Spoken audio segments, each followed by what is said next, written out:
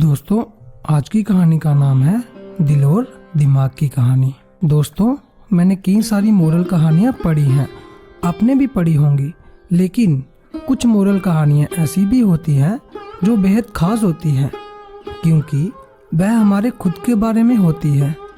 आज यह मोरल कहानी भी आपको वही एहसास दिलाने वाली है, इसलिए इसे बहुत ध्यान से पढ़िएगा। एक शहर के पास एक जंगल था जहां दो भिखारी रहा करते थे। क्योंकि उनके पास रहने के लिए कोई घर नहीं था, इसलिए जंगल को ही उन्होंने अपना घर बना लिया था।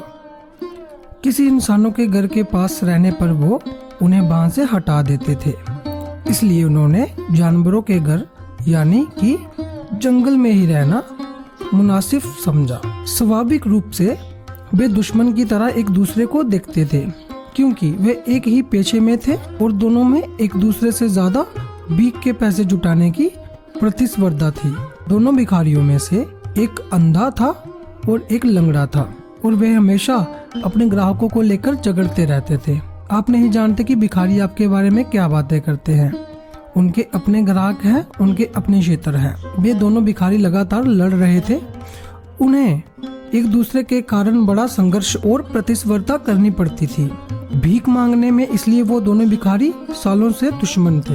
ये दुश्मनी ऐसे ही चलती रहती, लेकिन एक दिन जंगल में आग लग गई। अंधा भिखारी चलने और दौड़ने में पूरी तरह सक्षम था, लेकिन ये उसके लिए खतरनाक था, कारण वह देख नहीं पा रहा था कि वह सही दिशा में जा रहा है या नहीं। लंगड़ा आदमी सब देख तो सकता था, लेकिन अपने आप नहीं चल सकता था।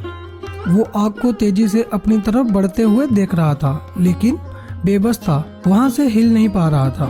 आग इतनी तेजी से फैल रही थी और हवाएं इतनी तेज थी, लेकिन वह देख सकता था अभी भी बाहर निकलने की संभावना थी। कुछ स्थान ऐसे थे जहां आग अभी तक नहीं पहुंची थी, लेकिन जल्द ही आग वहां पहुंच सकती थी। जल्द ही वे हर तरफ से आग से गिर जाएंगे। वे दोनों अपना सारा विरोध प्रतिस्पर्धा भूल गए। ये लड़ने का समय नहीं था, ये एक होने का समय था। और उस अंधे ने लंगड़े को अपने कंधे पर उठा लिया और वह एक शरीर की तरह काम करने लगे। अब उनकी आंखें थी और उनके दोनों पैर थे। लंगड़ा आदमी देख सकता था और निर्देशित कर सकता था कि उन्हें कहाँ भागना है, तेज या धीमे, और किन दिशाओं से बचना है। और अंधा लंगड़े को कंधे पर उठाकर दौड़ने में समर्थ था।